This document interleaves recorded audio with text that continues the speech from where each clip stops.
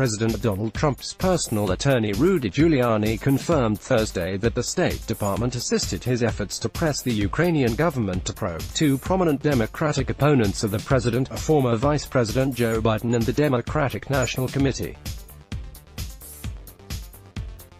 Specifically, Giuliani has wanted Ukrainian officials to look into any impropriety related to the former vice president's push to crack down on corruption in Ukraine and his son Hunter Biden's involvement in a natural gas company there. Giuliani also sought to have Ukraine examine whether the Democratic National Committee worked in connection with Ukrainian officials to harm Trump's 2016 campaign by releasing damaging information on the president's former campaign chairman, Paul Manafort. Giuliani has spoken with Ukrainian official Andriy Yermak, a lawyer and close ally of recently elected President Volodymyr Zelensky, on the phone and in an in-person meeting in Madrid over the last few weeks to encourage him to ramp up probes into the matters, The New York Times reported Wednesday. Trump's attorney confirmed to NBC News that the State Department helped put him in touch with Yermak. Times completely turned a story about astounding allegations of serious crimes of state concerning Dems into a piece trying to suggest I did something nefarious, except they can't say what it is, Giuliani told NBC News in a text message Thursday. Typical spin against Trump or anyone close to him. The State Department put Yermak in contact with me, Giuliani said.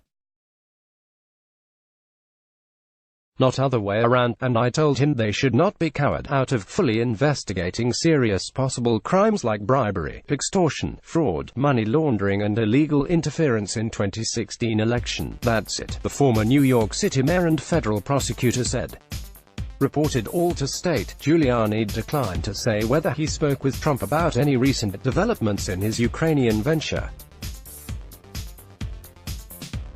He told The Times in May that his efforts in Ukraine had the president's full support, adding, "He basically knows what I'm doing, sure." As his lawyer, download the NBC News app for breaking news and politics. The State Department did not immediately respond to a request for comment from NBC News, but a spokesman later told The Times that Giuliani is a private citizen and acts in a personal capacity as lawyer for President Trump. He does not speak on behalf of the U.S. government. The former mayor has also said he is working in his personal capacity with regard to his Ukrainian efforts. Giuliani has zeroed in on the then vice president's 2016 call, widely backed by the international community, for Ukraine to crack down on corruption, including removing a Ukrainian prosecutor, Viktor Shokin, who was seen as ineffective and was later removed by the country's parliament. One of the cases that Shokin was investigating, Giuliani noted, involved Burisma Holdings, a natural gas company whose board at the time included Biden's son Hunter. Earlier this year, Bloomberg News, citing documents and an interview with a former Ukrainian official, reported the Burisma investigation had been dormant for more than a year by the time Biden called for the crackdown on corruption. The current Ukrainian prosecutor general told the news agency that he found no evidence of wrongdoing by Biden and his son.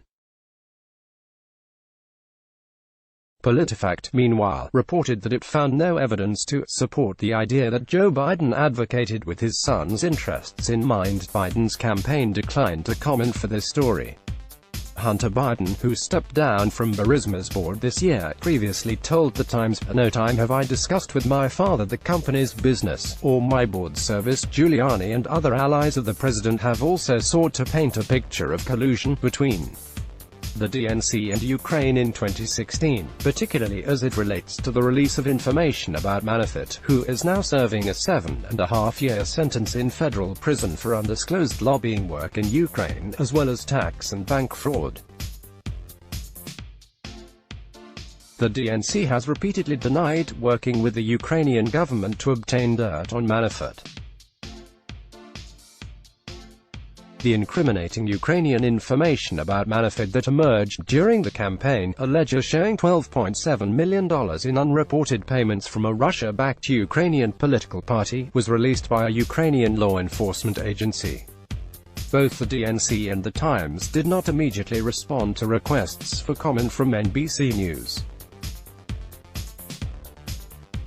The Times reported that Yumak was sent to Washington to build relationships with the U.S. officials, discuss sanctions related to a Russian oil pipeline and lay the groundwork for a meeting between Trump and the Ukrainian president. The newspaper also reported that the State Department officials who helped arrange Giuliani's communications with Yumak included Kurt Volker, the U.S. envoy to settlement talks in Ukraine's years-long war with Russia. Yumak told The Times he asked Volker to arrange discussions with Giuliani, additionally saying it was unclear to him whether Giuliani was representing Trump in their discussions. A State Department spokesperson confirmed to the publication that Volker put Giuliani in touch with Yumak. When Giuliani's efforts were first reported, his plans were met with swift criticism from Democrats. Sen. Chris Murphy, D-Con, called for a Senate Foreign Relations Committee investigation into those efforts in May, saying they might be illegal and adding the possibility that a personal representative of the president is engaging with foreign governments in order to obtain personal or political gain is a matter that must be thoroughly examined. Murphy also expressed concern at the time that as far as he knew, none of these meetings are being coordinated with the U.S. State Department or other government agencies. Following the revelations about his efforts, Giuliani cancelled the planned May trip to Ukraine to further talks regarding the investigations he wants the country to pursue, saying it could be viewed as improper. Giuliani told NBC News that in month that his efforts were not to take Biden out of contention for the presidency. He won't appreciate it, but I'm doing him a favor by trying to get it investigated now, he said, because it wasn't going to live through November of next year. Let's block ads.